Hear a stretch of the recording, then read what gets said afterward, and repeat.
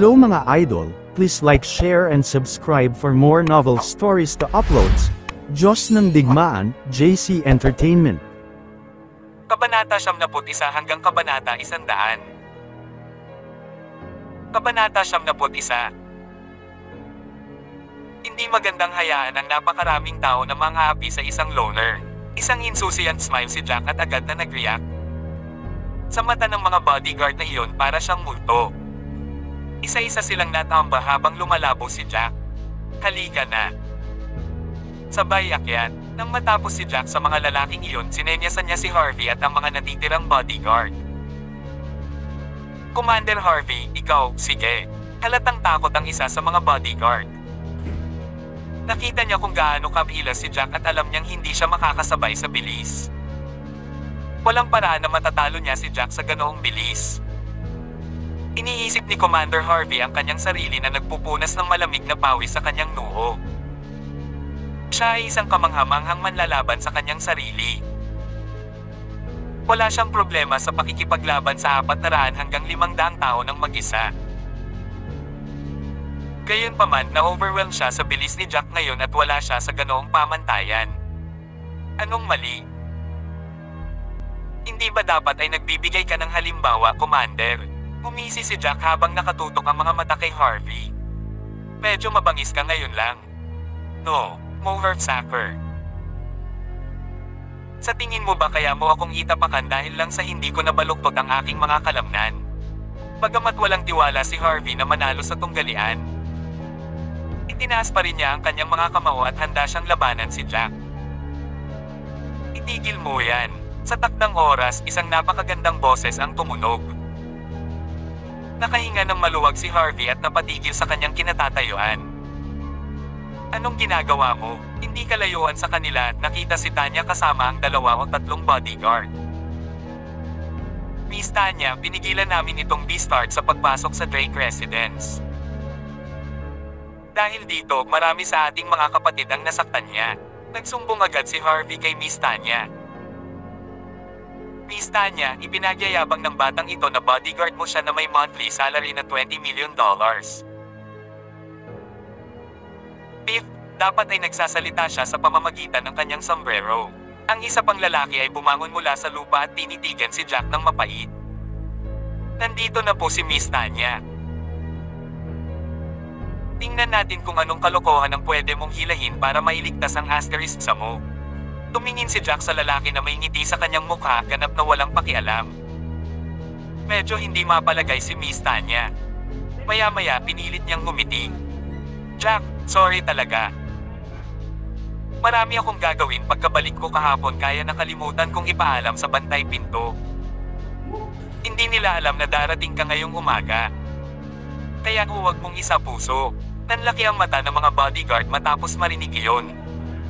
Hindi sila makapaniwala sa kanilang mga tenga. Mukhang isa nga sa kanila si Jack. Bukod dito, halatang kilalang kilala siya ni Miss Tanya at sinabihan pa siya na huwag pakialaman ang puot. Bakit siya kinausap ni Miss Tanya ng matino? Ayos lang. Lumalago ang pagkakaibigan mula sa palitan ng suntok. Buti na lang nakita ko ang lakas ng bodyguards mo at nalaman ko kung paano sila. Walang pakialam na iwinagayway ni Jack ang kanyang kamay. So, ano ang tingin mo sa kanila? Hindi masama ka. Medyo confident si Tanya sa mga bodyguards niya. Gayunpaman, ang mukha ni Jack ay nagmungkahi na hindi siya nagbabahagi ng parehong iniisip. Mas magaling lang sila ng kaunti kaysa sa mga ordinaryong tao. Isang bangkos lang ng rice bucket sa akin. Timba ng bigas. Halos mahimatay si Harvey sa galit sa narinig.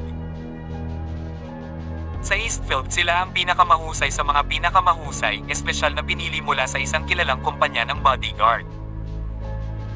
Gayunpaman, tinawag sila ng bastard na mga balde ng bigas. Bumaba ang mukha ni Tanya. Si Jack ay malupit na tapat. Miss Tanya, galit ka ba? Gusto kong maging prangka. Kabanata 72. Miss Tanya, gusto mo ba talaga siyang maging bodyguard? Napakayabang niya. There was a guy with a long and gloomy face. He felt like bashing Jack up. Iyon ang ginawa niya kanina. Sa kasamaang palad, bago pa man siya makalapit kay Jack, pinaalis na siya ng isang sipa. Siya ang bodyguard na kinuha ko kahapon. Jack White, pakilala ni Tanya na may matamis ng ngiti. $20 million talaga ang sweldo niya kada buwan. Kung hindi kayo masaya tungkol dito, huwag mag-atubiling kunin siya. Sa puntong ito, ngumiti si Tanya kay Jack. Ginoo. Jack, naniniwala ako na hindi mo iisipin na hamanin kung sa tingin mo ay mga balde ng bigas lang sila. Siyempre, mahina kong sagot ni Jack. Mohawk Sucker, ipakita mo sa akin kung ano ang mayroon ka. Hahamunin kita ngayon. Nainas si Harvey habang iniisip ito. Hindi pa siya tinawag na timba ng bigas sa buong buhay niya, hindi kailanman minamala sa ganoong paraan. So, totoo na $20 million ang natatanggap niya. Commander Harvey, halika na. Tingnan natin kung sulit ang bastos na ito. Nakabawi sa pagkagulat ang mga bodyguard na iyon matapos marinig ang kita ni Jack. Ang mga ito ay sumisitsit na mga salita sa pamamagitan ng nakagis ng mga ngipin habang nilalamon sila ng puot. Anak ko, wag mo akong pagbintangan na binubuli kita. Magaling akong maghagis ng kutsilyo. Pagkatapos ng maingat na pagsasaalang-alang, naglabas si Harvey ng ilang kutsilyo at kinutsa si Jack. Oo. Commander Harvey, ang taong ito ay mabilis at makapangyarihan. Sigurado akong gagana ito kung ihahagis mo ang iyong mga kutsilyo. Isang bodyguard at agad na sabi. Alam niya kung gaano kabilas at tumpak si Commander Harvey sa paghagis ng kutsilyo. Sigurado siyang hindi magkakaroon ng pagkakataon si Jack na makalapit man lang kay Harvey.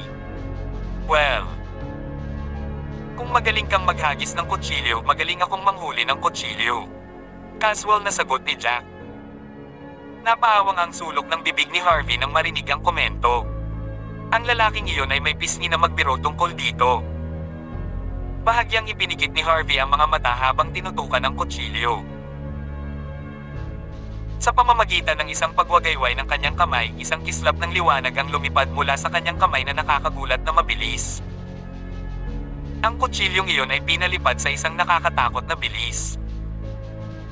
Gumagawa ito ng ingay ng paghampas ng hangin na halos hindi napapansin ng mga ordinaryong tao.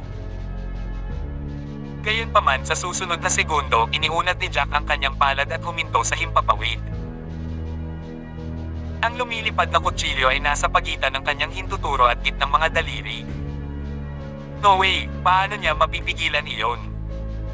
Napakabilis noon, galing iyon sa medyo chubby na bodyguard. Matapos masaksihan ang eksena, dilat ang kanyang mga mata. Sa ganoong bilis, ang momentum at epekto ay magiging napakalakas. Ang talam ng lumilipad na kutsilyo ni Harvey ay karaniwang nakabaon sa puno kung ito ay tumama sa isang puno. Gayunpaman, ang taong ito ay maaaring saluhin ito sa pagitan ng kanyang mga daliri. Namanghari ng isa pang bodyguard. Ang isang bodyguard na binabayaran ng sweldo na $20 milyong sa isang buwan ay tila hindi pangkaraniwan. Kakasimula pa lang ng show, bumaba ang mukha ni Harvey. Ang 5 kutsilyong natitira sa kanyang kamay ay sabay na pamitik, lahat ay direktang nakatutok kay Jack. Sila ay pinaputukan sa parehong bilis ngunit umatake mula sa iba't ibang posisyon. Gusto kong makita kung paano mo matatanggal ang napakaraming lumilipad na kutsilyo ng sabay-sabay. Pinagtawanan ni Harvey si Jack sa kanyang puso. Naperpekto niya ang sining ng paghagis ng mga kutsilyo. Sigurado siya na hindi mahuhuli ni Jack ang alinman sa kanyang mga kutsilyo. At muli, ang kawalan ng paghahagis ng napakaraming kutsilyo sa parehong oras ay ang lakas ng pag-atake ay humina. Bukod dito, magiging mahirap na magpuntirya sa target. Kung masyadong malayo ang target, mahirap para sa lahat ng 5 kutsilyo na tamaan ang target. Kabanata 73. Sa kabutihang palad, si Jack ay hindi malayo kay Harvey, ilang metro lang ang layo. Si Harvey ay may mas mataas na posibilidad na matamaan ang kanyang target. Nag-react agad si Jack. Siya ay gumagalaw sa isang kakilakilabot na bilis na walang nakakakita kung paano niya ito ginawa. Ang nakikita lang nila ay ang pagwagayway niya ng kanyang mga kamay. Nang huminto siya, may 5 pang kutsilyo sa mga kamay niya. Idinagdag sa nauna, mayroong 6 na kutsilyo sa kabuuan. Damn! Nilunok ni Harvey ang kanyang laway sa pagtatangkang pakalmayan ang sarili. Laking gulat niya nang mahuli ni Jack ang lahat ng kutsilyo. Ito ay nangyari nang napakabilis na hindi niya nakita kung ano ang nangyayari, ngunit ang mga kutsilyo ay napunta sa mga kamay ni Jack. Alam niya na kahit ang head commander ay mas gugustuhin pang umiwas sa kanyang 5 kutsilyo at magplano ng kontra-atake kaysa saluhin ang mga ito gamit ang kanyang mga kamay sa ilalim ng parehong sitwasyon. Sa pamamagitan ng pagtanggal ni Jack sa lahat ng kutsilyo, pinatunayan niya na siya ay mas mahusay kaysa sa head commander sa mga tuntunin ng bilis, fliksi, at iba pang aspeto. Naningkit ang mga mata ni Tanya sa tuwa nang makita ang nangyari. Napatunayan ang kakayahan ni Jack at tiniyak niya na nagkakahalaga siya ng mabigat na $20 milyong ng buwan ng sweldo. Ako naman. Hindi ako magaling maghagis ng kutsilyo pero siguro dapat ko itong subukan. Dahil sa pagkaintriga, ngumiti lang si Jack at ibinato ang 6 na kutsilyo kay Harvey. Hindi, labis na natakot si Harvey. Sinabi ng lalaki na hindi siya eksperto ngunit itinapon pa rin niya ang mga kutsilyo. Nasa tabi lang niya si Miss Tanya at nag-aalala siya sa bilis ng mga kutsilyong ipinadala ni Jack. Ang pinakamasamang bangungot ay na kung si Jack ay hindi magaling dito, ang mga kutsilyo ay maaaring makaligtaan sa kanya at sa halip ay tamaan si Miss Tanya. Natigilan din ang ilan pang bodyguard nang marinig nila si Jack. Gusto niya itong subukan. Swish! Swish!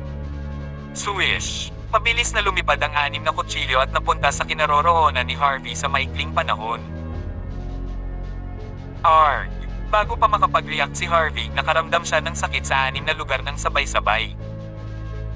Pinasabog siya ng malakas na puwersa sa hangin. Nakita siyang umuubo ng isang subo ng dugo. Tapos na.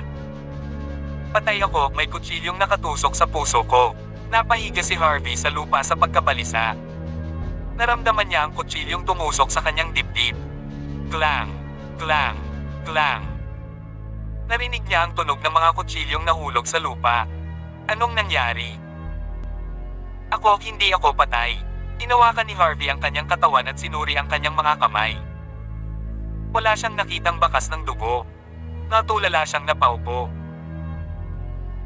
Tumingin siya sa lupa gamit ang maputlang mukha para lang matagpuan ang 6 na kutsilyo sa lupa na walang dugo sa alinman sa mga ito. Bakit walang dugo? Tumayo si Harvey punong-puno ng hindi makapaniwala ang mukha. Anong nangyari? Napakunot ng noo si Jack. Say, anong malas? Paano ba naman tinamaan ka lang ng batok? Pakiramdam ng mga tao sa paligid ay halos lumukso ang kanilang mga puso sa kanilang mga lalamunan. Lahat ng hawakan ng kutsilyo ay tumama sa target. No way na puro swerte. Sa madaling salita, sinadya ito ni Jack. Salamat dahil hindi mo ako pinatay.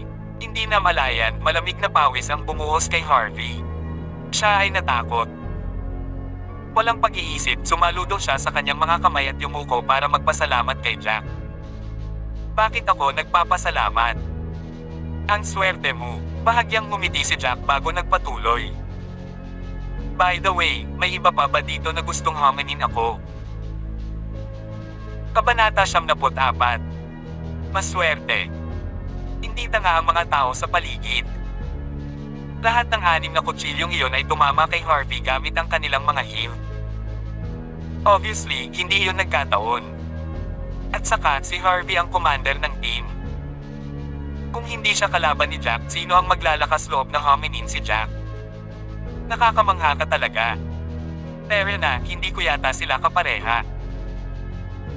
Isasama kita para makilala ang aking ama, ang aking lolo, at ang aking nakatatandang kapatid na lalaki. Pagkatapos ko silang makita, ako na ang mag-aayos ng tirahan mo. Siyempre, kung wala kang plano sa hapon, maaari mong sunduin ang iyong asawa mula sa trabaho. Kung mayroon kang anumang bagay, malaya kang lumabas anumang oras. Maaari ka ring magpahinga sa Drake Residence. Maaari kang manirahan sa anumang lugar ayon sa gusto mo. Umiti ng mahina si Tanya at saka naglakad papunta sa loob kasama si Jack. Nagpapalitan ng tingin ang mga bodyguard na iyon. Sila ay muli tulala. Tama ba ang narinig ko? Sinabi ba niya na maaari lang siyang umalis sa trabaho anumang oras na gusto niya? Oo, at hindi niya kailangang tumira sa Drake Residence. Maaari lang siyang lumapit at tingnan anumang oras. Natigilan ng mga bodyguard. Ang taong ito ay binayaran ng sahod na $20 milyong ngunit natatamasa niya ang pinakamaraming kalayaan sa kanila. Sino ba yun? Masyadong mabait sa kanya ang pinuno ng mga Drake. Lolo, ama, kuya, ito si Jack White. Dinala ni Tanya si Jack upang makilala si Old Master Drake at ang iba pa at ipinakilala siya sa kanyang pamilya na may ngiti sa kanyang mukha. So, ikaw si Jack White. Tumingin si Timothy Drake kay Jack. Pagkatapos ay kumunot ang noo at nagtanong bakit hindi ka naglagay ng mas disente sa unang araw mong pagtatrabaho sa Drake Residence. Casual na sagot ni Jack sa tanong. Sa aking opinyon, ang mga damit na ito ay maayos. Ang mga damit ay parang puso ng tao. Napakahalaga na mapanatili ang kalinisan nito. Hanggat ang isa ay may malinis na puso, ang lahat ay lalabas na malinis sa mata ng isa. Ikaw, galit na galit si Timothy. Halatang kinukutsa siya ng B-star diba. Binayaran siya para maging bodyguard nila kaya sila ang amo niya. Paano niya ito kakausapin ng ganoong ugali? Tama ka, bago natapos ni Timothy ang kanyang pangungusap nakita si Old Master Drake na tumatango bilang pagsang-ayon sa gilid. Nagawa ko hanggang ngayon na may mahirap na nakaraan. Bata pa lang ako, ang suot ko ay tinahi at pinagtagpi-tagping damit pero isa lang ang sigurado, malinis ang damit ko. Sinasalamin nito ang paggamit ng isang tao. Napilitan si Timothy na pigilin ang kanyang dila kaya medyo nalungkot siya. Jack, matagal na tayong hindi nagkikita. Maaari kang sumali sa aming Drake family. Huwag mag-atubiling sabihin sa amin ang anumang kailangan mo sa hinaharap.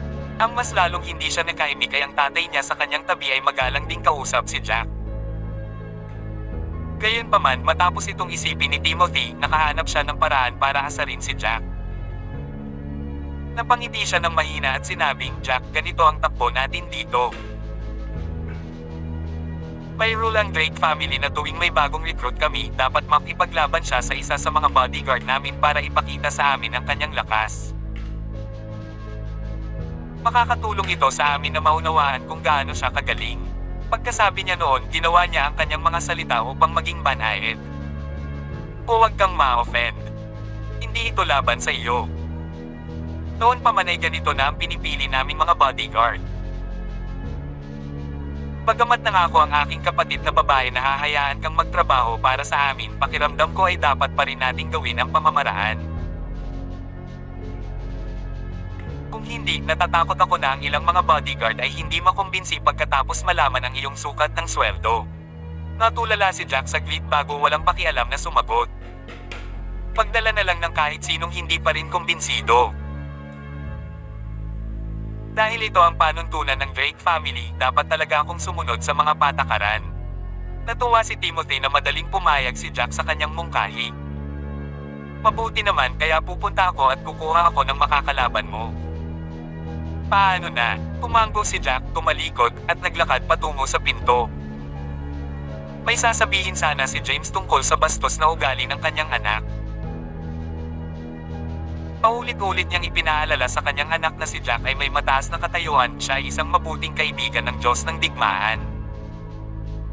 Ang pasayahin si Jack ay pagpapalugod sa Diyos ng digmaan. Kabanata 75. At muli, na-curious din siya sa kakayahan ni Jack. Si Jack ay binayaran ng mabigat na sweldo na $20 milyong sa isang buwan. Nakakadismaya kung hindi siya katumbas ng halaga. Tsaka hindi na siya nag-abalang tumigil since pumayag naman si Jack. Pagkalabas ni Timothy ng bahay, nakita niya si Harvey na nauuna pa sa paglalakad kasama ang ilang bodyguards. Tumibok ang puso niya sa tuwa. Si Harvey ay napakalakas at pinakamalakas sa mga commander. Agad niyang ikanaway ang kanyang kamay at sumigaw, "Harvey, halika at subukan mo itong bagong bodyguard. Magdahan-dahan lang tayo. Kung tutuusin, pamilya tayo." Napahawang ang bibig ni Timothy sa isang ngiti. Hindi na siya makapaghintay na makitang magpakatanga si Jack. Kung hindi man lang matalo ni Jack si Harvey, mahihiya siyang mabayaran ng ganoon kataas na sweldo, hindi ba? Si Tanya, na nasa gilid, ay hindi napigil ang tumikim. "Bakit ka tumatawa?" Kumunat ang noo ni Timothy, naguguluhan siya. Wala. Napahawak si Tanya sa tiyan niya.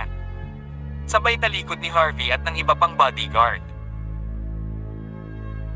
Mayroong ilang mga bodyguard na may dugong tumutulo mula sa mga sulok ng kanilang mga bibig at ang ilan ay may nakikitang mga bakas ng paa sa kanilang mga dibdib. Hindi nakaligtas si Harvey. Hindi pa natuyo ang dugo sa gilid ng kanyang bibig. Mapait niyang tanong, "Eldest young master, si Jack ba ang bagong bodyguard na sinasabi mo?" "Harvey, ano bang nangyayari sa inyo?" Napabuntong hininga si Timothy. "May binugbog ba kayo?" "Hindi pwede. Kahit nasaktan ka." "Sino ang mower sucker?" "Harvey, sinong may gawa nito sa'yo?" Nagulat din si James. "Sino ang maaaring bash sa kanila sa ilalim ng sikat na araw?" "Young Master Timothy, ito ang bagong bodyguard." Nagkaroon kami ng hindi pagkakaunawaan ngayon lang na hindi namin alam na kinuha siya bilang bodyguard kaya nag-away ang mga tao namin. Ito ang resulta. Ang ilan ay nagpahinga na. Ang mga sugat nila ay mas malala pa kaysa sa amin. Sumilip si Harvey kay Jack na nasa tabi niya na may nakangisi ng ngiti. Bakas ang takot sa kanyang titig. "Oo, Young Master Timothy," sumama si Harvey sa kanya ngayon at natalo siya. Ibinaba ang ulo ng ibang bodyguard at nahihiyang sinabi, "So, sinubak niyo na siya?" Tapos pumasa siya, napahawang ang bibig ni Timothy at nanginginig ang puso sa gulat. Pati si Harvey ay nasugatan. Tila may isang bagay o dalawa si Jack. Malamang na maihahambing ang kanyang kakayahan sa head commander. "Okay, go." Nakangiting winageyway ni Tanya ang kamay saka sinabi kay Jack, "Tara na, Jack. Mag-aayos ako ng lugar para sa iyo." Pagkatapos mag-iisip, nagsalita si James. "Tanya, hindi mo na kailangang magayos ng dormitoryo para kay Jack. Ang iyong pinsan ay bihirang bumalik upang manirahan sa kanyang villa. Kunin mo na lang siya ng kwarto doon dahil ang daming bakanteng kwarto." Naiingit si Harvey at ang iba sa special treatment na nakuha ni Jack.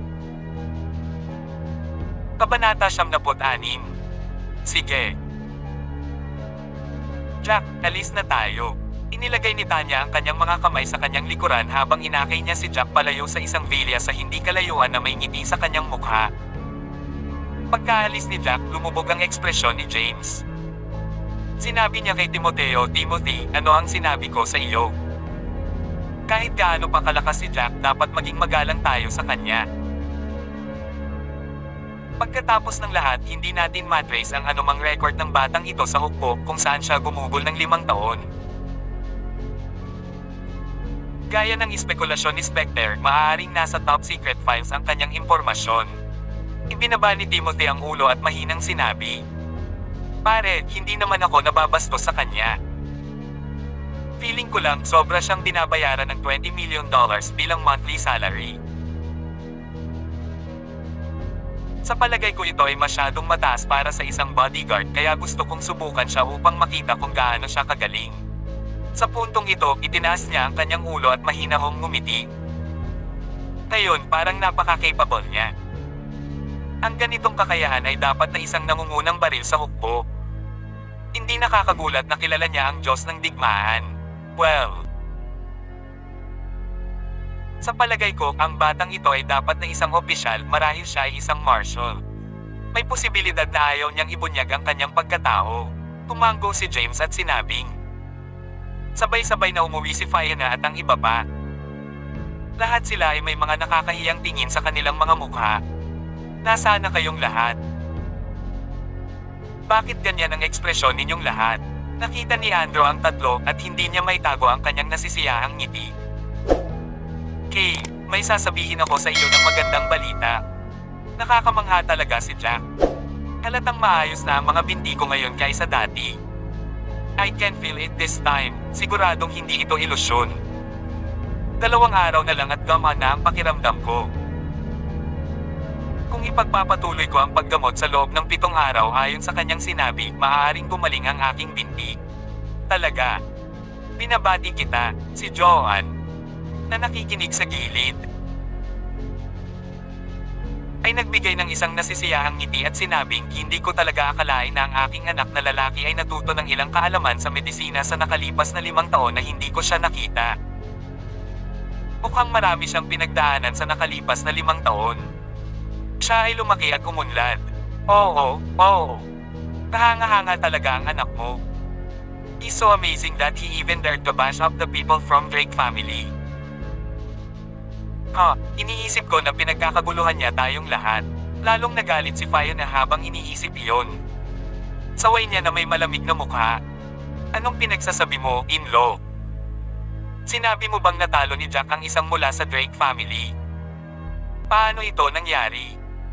Hindi ba siya pumunta sa Drake family bilang bodyguard? Paano niya nabubugbog ang isang tao sa Drake family? Namutla ang mukha ni Joanne nang marinig ang balita. Ang pamilya Drake ay ang pinakakakilakilabot na pamilya sa Eastville. Bakit naman ako magsisinungaling sa'yo? Nakita namin ito ng aming mga mata, dagdag agad ni Zina. Nakita namin ng aming mga mata na tumanggi ang mga bodyguard ng Drake family na pasukin si Jack sa Drake residence. Pinilit ni Jack na pumasok kaya nagsimula na sila ng laban. The point is sobrang galing niya. Pinalo niya ang lahat ng bodyguards na nakabantay sa lupa. Ano kaya ang iisipin ng Drake family tungkol dito? Ang mga bodyguard na nagbabantay sa gate ay mga ordinaryong bodyguard lang. Ang mga bodyguard sa loob ay ang tunay na mga master. Umisi si Andrew.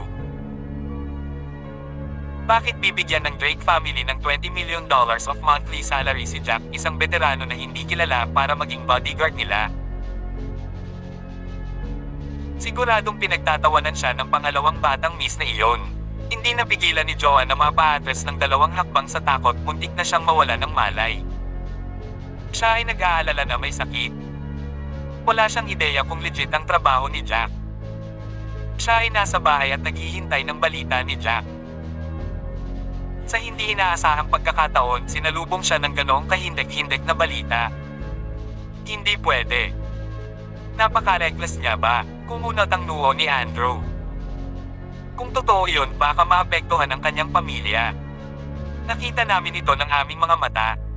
Sa tingin mo, totoo ba?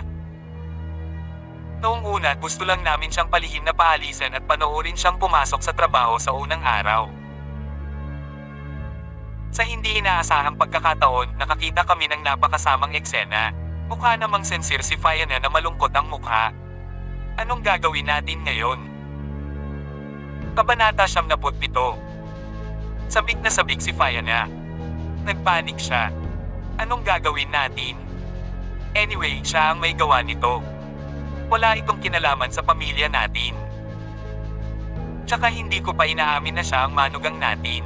Agad namang tumayo si Fiona. Oo, wala akong bayaw na katulad niya. Nilainggan ni Ben si Jack nang walang pag-aalinlangan.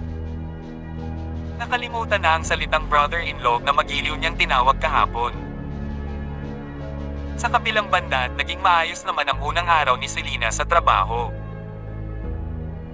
Hindi niya inaasahan na ang Drake family ay nagpaplanong mamuhunan sa isang malaking proyekto sa timog ng lungsod. Pumili sila ng isang malaking piraso ng lupa at ginagawa itong isang high-end na residential area. Bilang isang bagong hinirang na procurement manager, siya ang tanging responsable para sa pagkuha ng mga materyales sa gusali. Flattered naman si Selena. Nagayos pa ang pamilya Drake ng procurement supervisor para ibahagi ang ilan sa kanyang mga workload.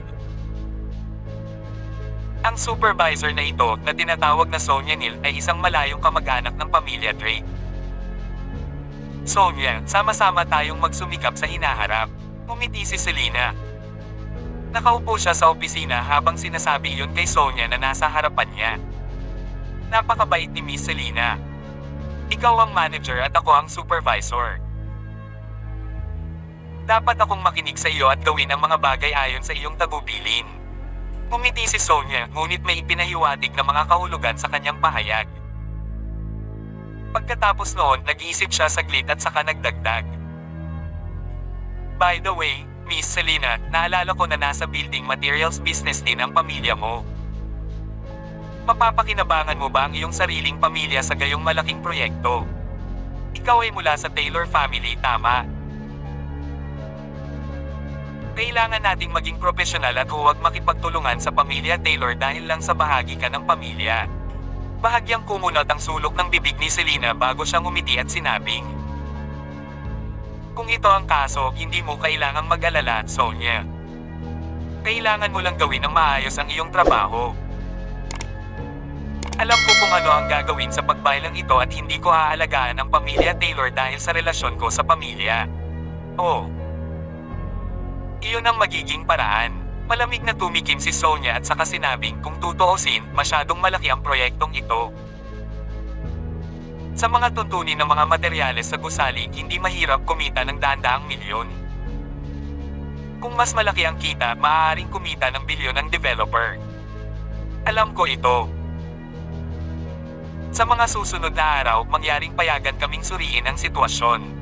Sa wakas ay ikinaway ni Selena ang kanyang kamay. Bueno, kung walang mali, si Supervisor Sonia ay magpapatuloy at gagawan ito. Okay, aalis na sana si Sonia pero pagkatapos niyang mag-isip ay tumigil siya at sinabi kay Selena. By the way, Miss Selena, first day mo ngayon sa trabaho at ikaw ang naging manager ng department namin.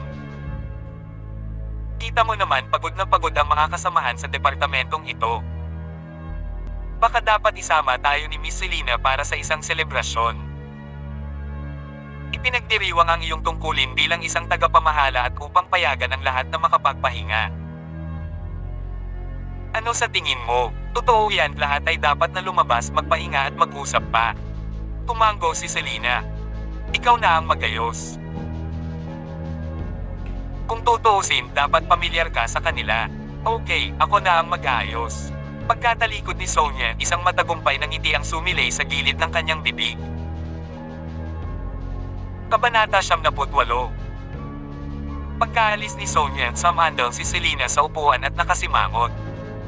Parang sobrang hindi natutuwa sa akin ang supervisor na ito. Isa pa, pinipilit niya rin akong gamutin sila. Kung hindi ako pumayag, malamang na magbitik siya tungkol sa pagiging kuripot ko at pagtanggi na kunin sila pagkatapos maging manager. Forget it, buti na lang binigyan ako ni Jack ng $900,000 kahapon at binigyan ako ng mom ko ng $100,000. Dapat sapat na iyon para sa isang pagkain, tama ba? Papait na ngumiti si Selena at hindi na ito pinansin. Sa parehong oras, isang lalaki sa kanyang 50 mula sa pamilya Taylor ay bumalik na may pinanabig. Agad niyang pinatawag si Old Master Taylor at ang iba pang miyembro ng pamilya Taylor na magkasama. Tito Timmy, anong problema? Matamlay na biro ni Ivan habang pinag-aaralan ng lalaking nasa harapan niya.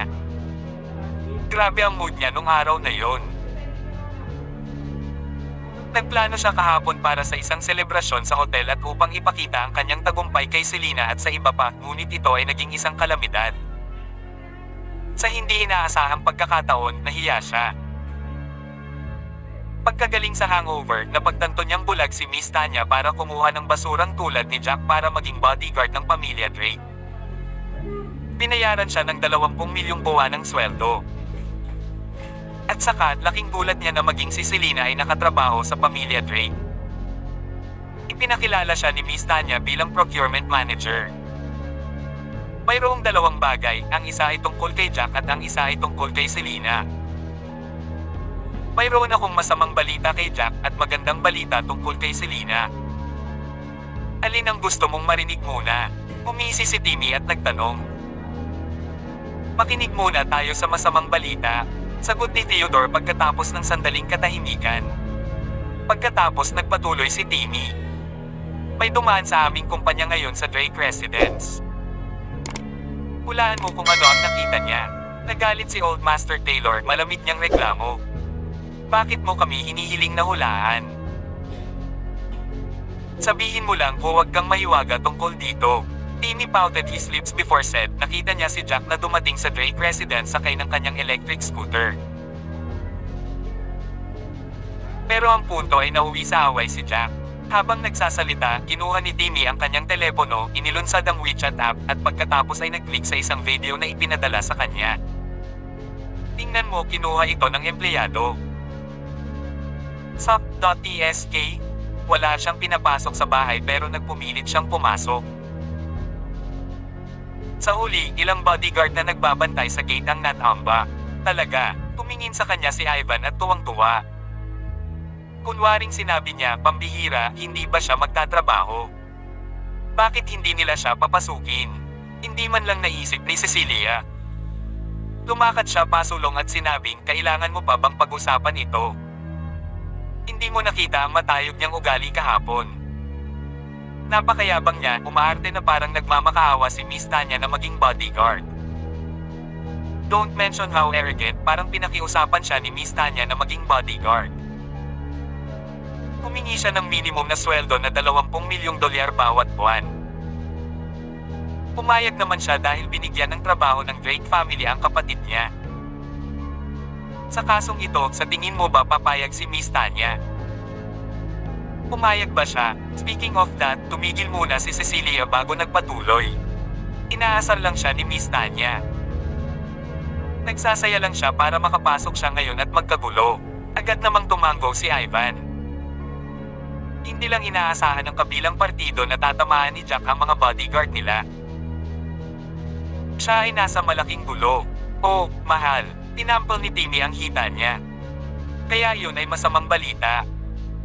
Sinabi rin namin kahapon na manugang siya ng pamilya Taylor. Iniisip ko na mapalapit sa pamilya Drake. Masasaktan ba nito ang pamilya natin?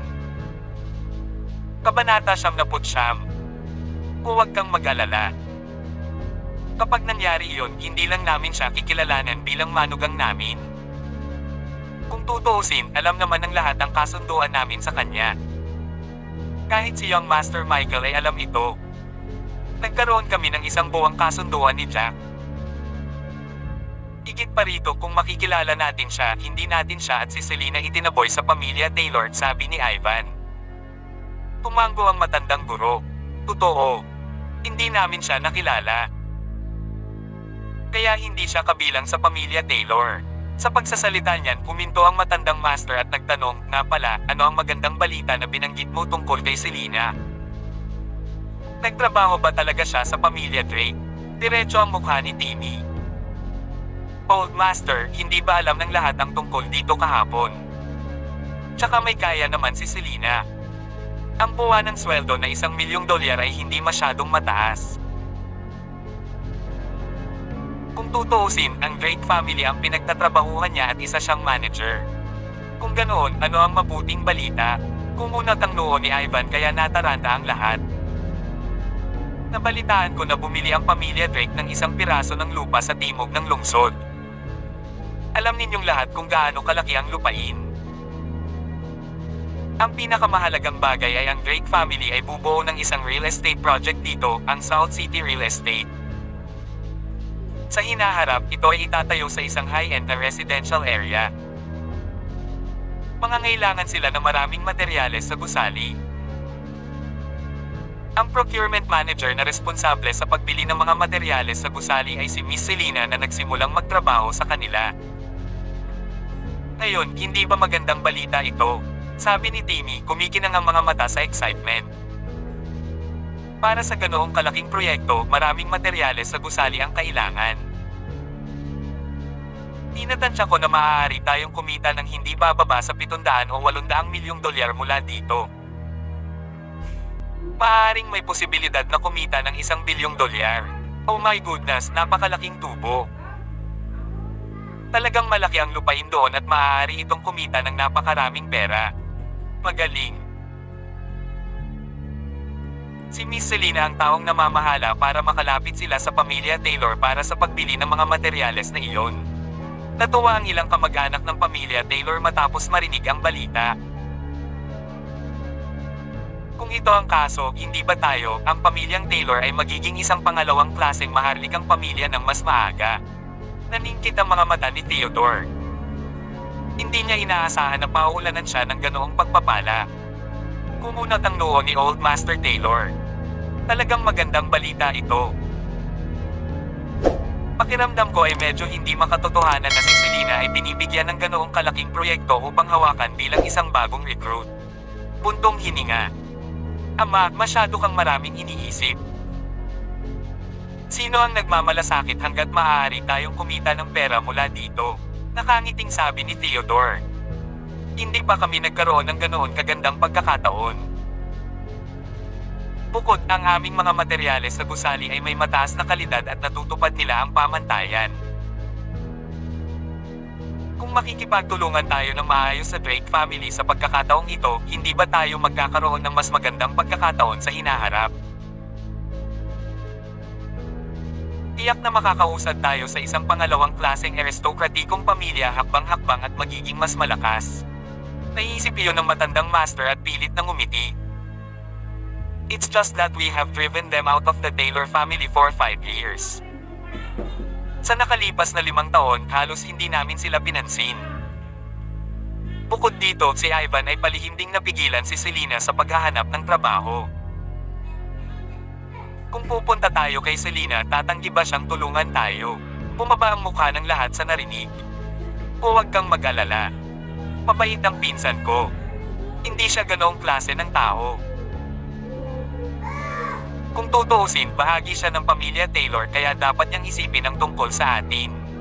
Sabi ni Ivan pagkatapos magmuni-muni sandali. I'll apologize to her if that is such a big deal.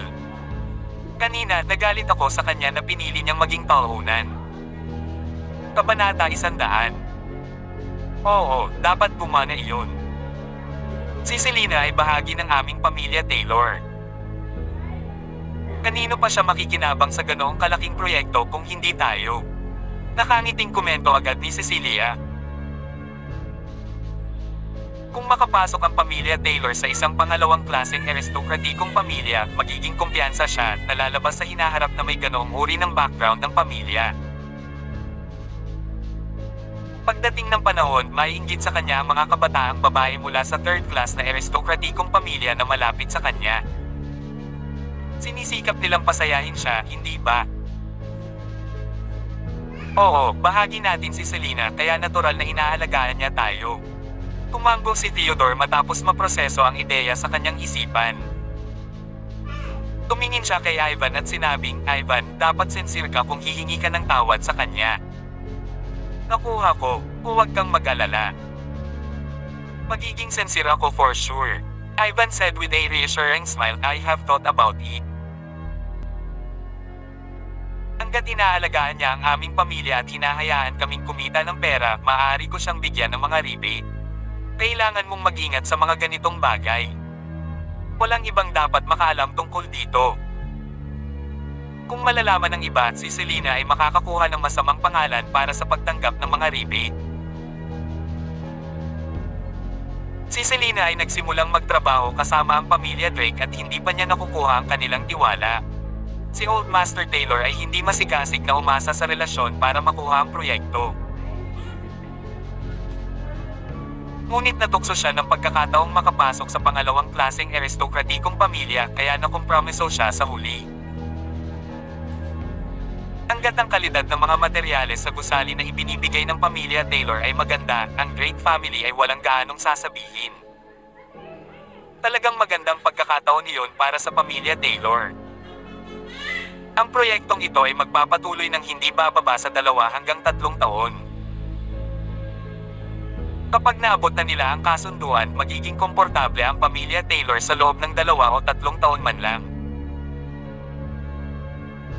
Pagkaalis ni Sonia sa opisina ni Selena, mabilis siyang nagpakita sa harap ng ibang staff ng procurement department at pinagsalikop ang kanyang mga kamay. Sasabihin ko sa lahat ang isang magandang balita. Ngayong hapon hindi kami mag-o-overtime. Aalis tayong lahat sa trabaho sa karaniwang oras. Sa sandaling ginawa niya ang anunsyo, tuwang-tuwa ang mga empleyado. Marami ang nagtatalon sa tuwa. Teka. Teka, hindi pa ako tapos. Kinawayan ni Sonia ang kanyang kamay bilang senyales na manahimik ang lahat. Pagkatapos nagpatuloy siya. Nakiusap lang sa akin ang aming bagong manager na ipaalam sa lahat na ngayong gabi, isasama niya kami para kumain at kumanta ng karaoke sa pinakamagandang hotel. Paano ang isang magandang gabi sa pinakamahusay na KTV? Wow, ang galing! Oo, ang bagong manager na ito ay talagang kamangha-mangha. Sinasabi mo ba na pupunta tayo sa isang 6-star hotel? Ang pinakamagandang hotel sa Eastfield ay ang 6-star hotel na kakabukas pa lang. Doon ba talaga tayo pupunta? Ang mga empleyado ay nasa buong buwan. Nakatayo doon si Sonia, nanunuya sa kanyang puso. Isang malaking pagkakamali para kay Selena na kunin siya sa pag-aayos. Iyon ay nagbigay sa kanya ng pagkakataong gumawa ng ilang talagang magandang pag-aayos. Ipinakalat niya ang balita sa lahat.